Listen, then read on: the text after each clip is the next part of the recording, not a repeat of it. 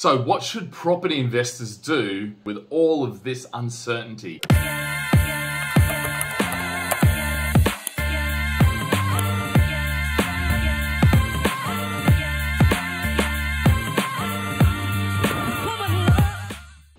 Hey guys, so what's going on with the worldwide economy, with the individual economies, with the war, with the everything?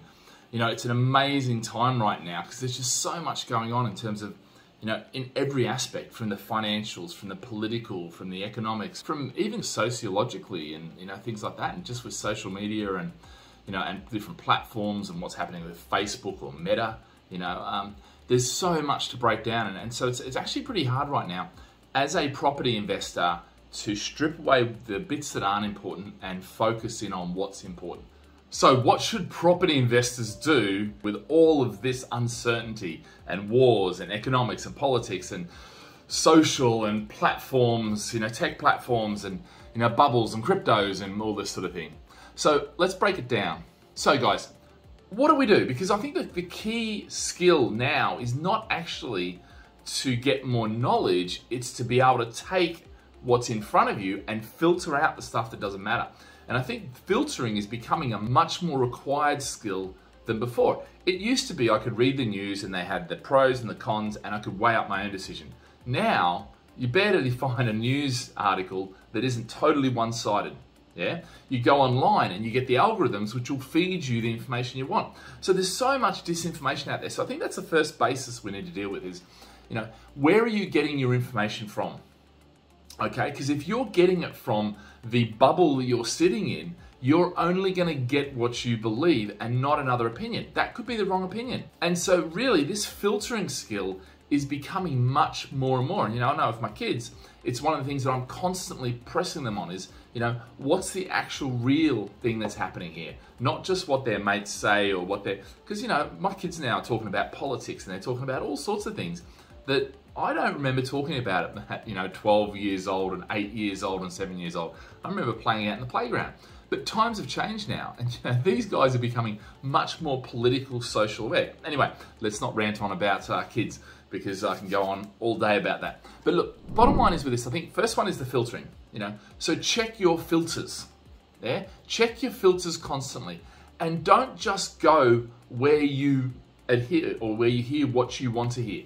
Go and explore what other people are saying. People you don't like, people you don't agree with, and get the other side. Because it's amazing when you start to do that, you think, you know what, that's a bloody good point. That's a good point. That's a good point. You know what? This doesn't make sense anymore in this relationship.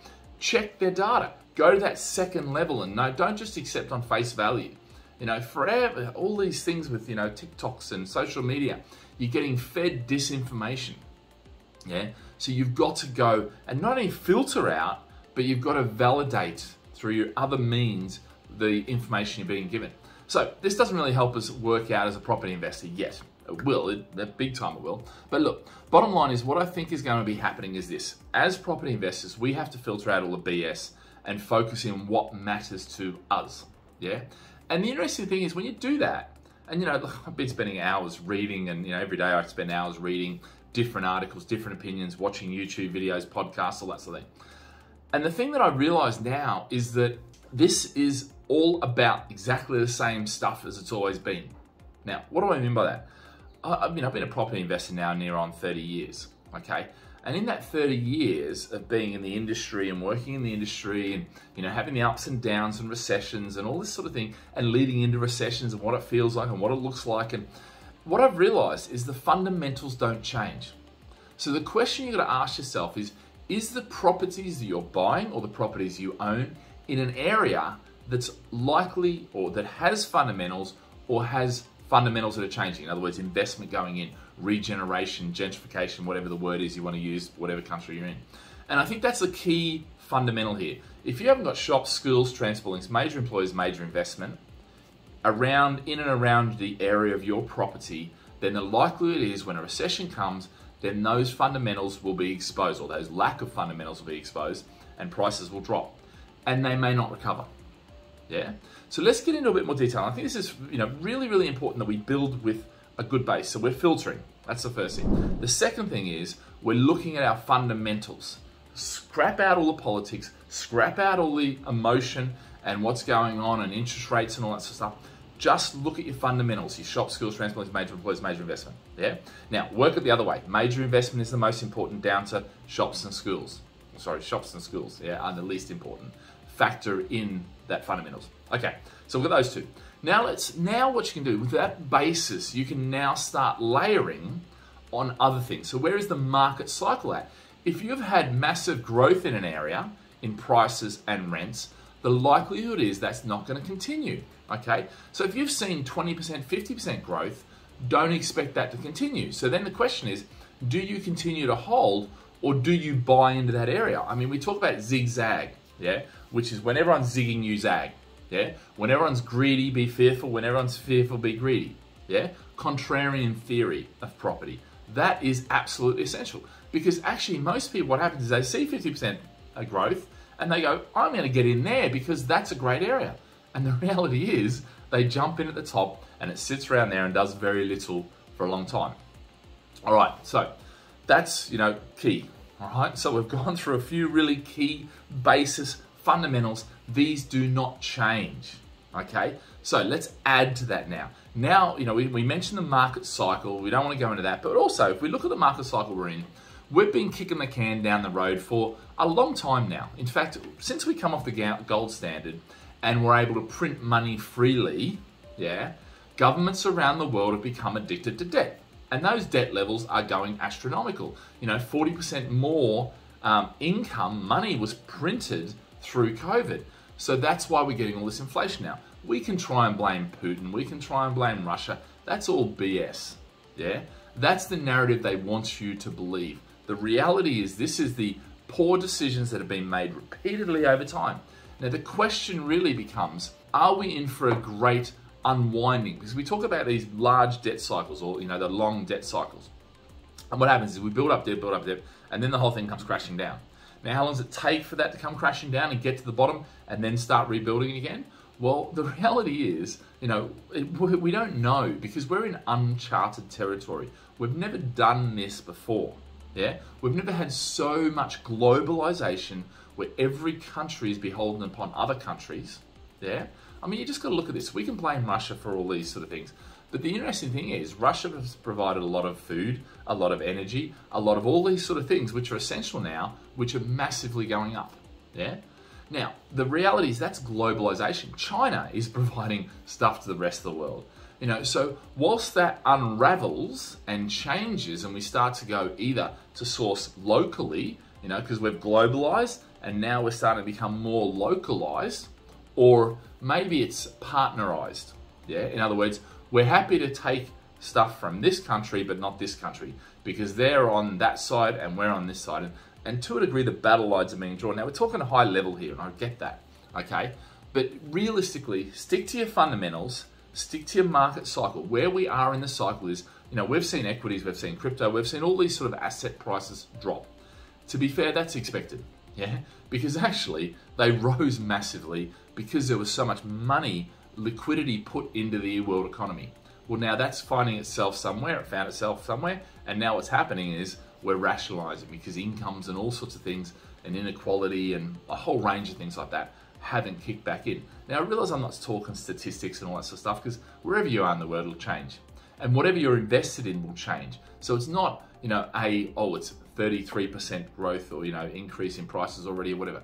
What we're talking here is principles. Yeah, what we're talking here is trends. And when you track trends, you can't pick specific dates.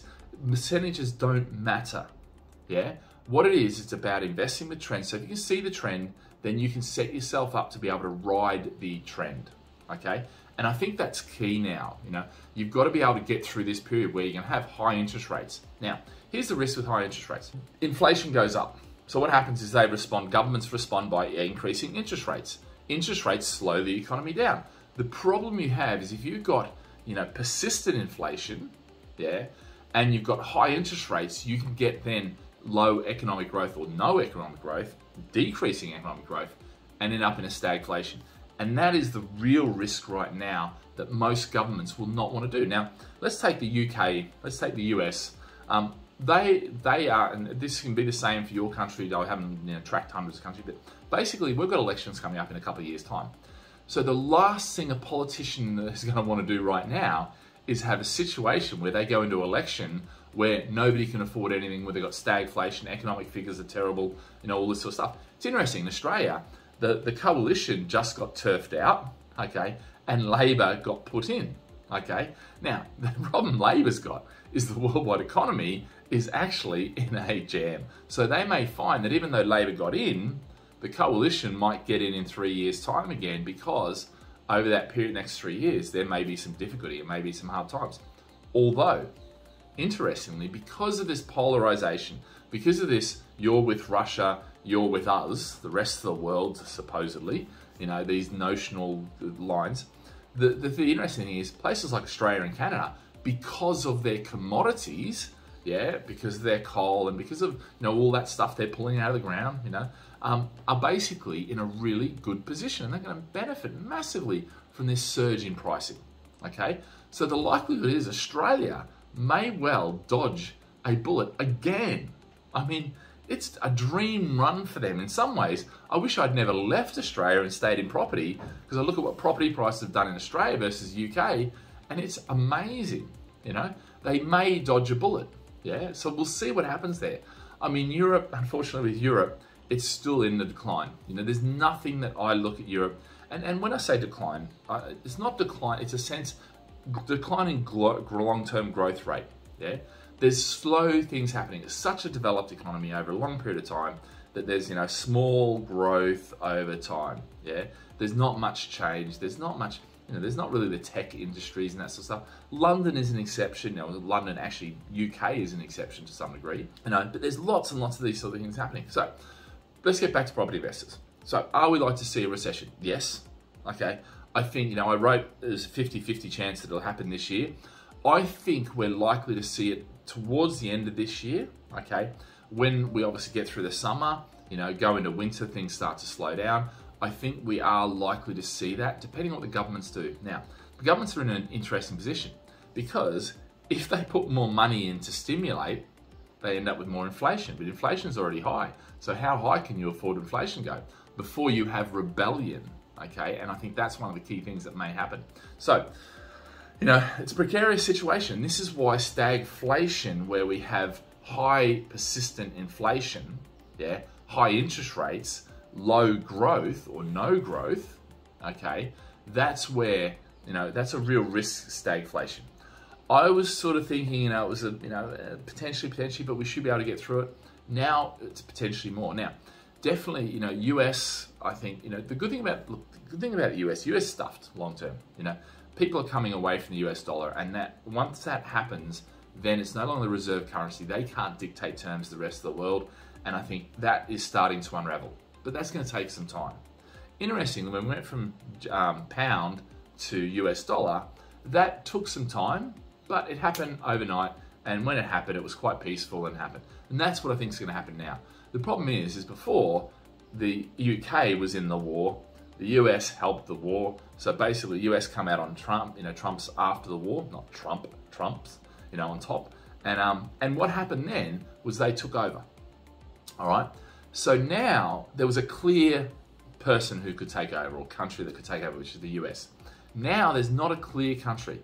Some people say China, but no. What's happening is this is a dividing into two, and potentially, fragmented all over the place, where a lot of countries, like, live in Singapore. Singapore, is going to have straddle one leg in each camp.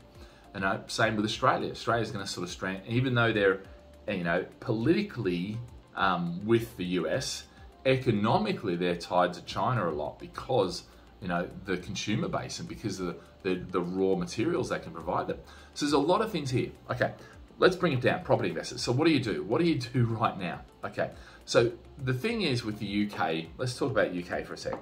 So UK is in an interesting position. I don't think UK is in such a bad position. Why? Because we had a decade of austerity, which totally destroyed capital values. They haven't returned to where they were. Now, I know you're going to say, hold on, we've had record years for the last couple of years. Yeah, but you know what? Totally disproportionate in some areas, not other. So that's why we've got the, the government levelling up department and all this sort of stuff, trying to get funds into area. Is that working? You know what? I hate to say right now, it just seems to be lip service. I'm not seeing it yet. We had HS2 going to Leeds. That's no longer happening now because it's been too expensive to take it through to Birmingham, Manchester sort of thing. You know, so the issue is you've got all these different things. Now, will they help? Yeah, they'll do little things. Are we going to see capital growth in property prices? No, I think outside the cities, you're going to really struggle, okay? Yeah, income you might, you know, rentals you might, but not capital growth. That's going to be in the areas with the best fundamentals. So come back to principles, fundamentals, shops, schools, transport, major employers, major investment. You'll hear me say that over and over again. Yeah, learn it and learn how to find those things out and you'll be in a really good position. So are we likely to go in a recession? I think yes. I think we are likely to go into a recession. Do I think it's going to be a long unwinding massively? Do you know what? This is where it's kind of like, you know what? It depends on what governments will do. And this is why I don't think we will. I think governments are going to continue to kick the can down the road in whatever way they have to, okay? They're not going to let us massively unwind this debt bubble because if they do, they're not going to get back into power.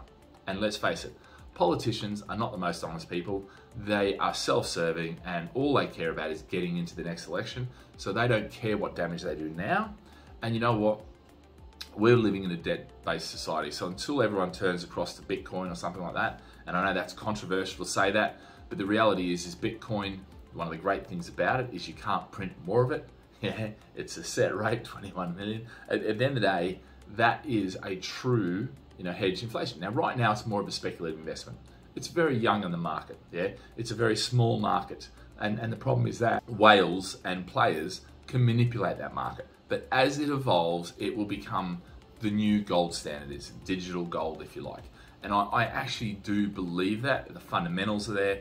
Will the societies around? Well, what's going to happen? And what is happening is the central bank digital currencies. Yeah, that's actually their response to the whole digitization. You know, they're going to look at getting rid of cash and having you spend that, which means social credit and all that sort of stuff. The companies, the governments all around the world are already talking about how they will control the currency, yeah, in a lot more so than they could ever with that. So that's a real point, you know. Now, let's step away from property and talk about inflation. Inflation is all about eroding wealth, eroding, you know, what you have. Now, if you have a debt against it, that's great because it erodes the debt, yeah. So actually, if you own capital assets, capital appreciating assets, great, good for you. Although you've got to be able to afford the cash flow, yeah. So that's one of the other things. Interest rates higher to keep things down, yes. So you've got to be able to do the cash flow. So all these other things, you've got to consider this, yeah. And what I'd say is, if you're not sure, then give the team a call and sit down and work through the numbers. The numbers are pretty simple to work out what sort of tolerances you can work within and whether you should be looking to sell now or hold. Because let's face it, if you sell now, yeah, you probably get the tail end of a good period, yeah. Whereas you may find there's not so much growth coming over the next few years. Although I think in the best areas, even if we see a dip, we see them jump back up. And that's why I talk about those fundamentals. The reality is here, okay, is that what you need to do is you need to factor in the great erosion. Because what's going to happen is as inflation is high, what that means is capital appreciating assets increase. All right, now by them increasing, okay, what that means now is you potentially can see growth in your property because the debt drops against it, so the debt load is less, but also you see capital growth come because that's where the money's going to go. It doesn't want to stay in cash. It wants to go into things like property, okay? And I think that's bloody good because property realistically can't go bust, unlike businesses. So we're going to see a lot of the crypto businesses, a lot of the what we call shit coins go bust, you know, over the next few years because they're flawed, okay? Not all of them. There'll be the ones that stay and the ones that go, just like in the dot-com bubble, all right? That's the sort of crypto market. But you got shares too. Businesses that are worth 50 trillion or 50 billion, you know, are going to be worth 25 billion. So there'll be that shaving off. There's already been a shaving off, yeah? Will there be a further? Well, you know, I think so. You know, I think we're not through this yet. I think there's still more to come. But I think what's going to happen is we'll continue raising interest rates until such a point as where we hit that tipping point where things start to slow down and we risk that stagflation. And then I think what's going to happen is those interest rates are going to come down again. So I don't think interest rates are going to stay persistently high for too long. I think the governments are always going to choose to stay in power rather than perhaps deleverage or erode away, the debt side of things. So, look, in summary, if you like, property investors, if you can hold it through this period, I think what you're going to see in the next 5, 10 years, you'll see is get back to growth, good growth, but as long as you're in those areas with fundamentals, yeah? And I think realistically, normally we have about 2-year period, yeah? So if you say we've started to go into it now, things are still not, I would say, in a recession. People still have money, people still have confidence, but I think by the end of the year, so another 2 years onto that, so we're into sort of, 24, 25. I think by 25, we're coming out. I think by 25, things are looking pretty good. And if you've survived that and you've got your property intact, we're in for a good decade. I really do think that, depending on what country you're in and depending on what area you're in, if you're in an area that's got no investment, no potential, no fundamentals, I'd say get out of it now. Take whatever profit you can, get out and put it back into, because no use keeping the cash, all right? Unless it's sort of a 3 months, 6 months, see where things happen, but then you want to get in. Then you want to get in, because then, you're not going to be able to pick the bottom.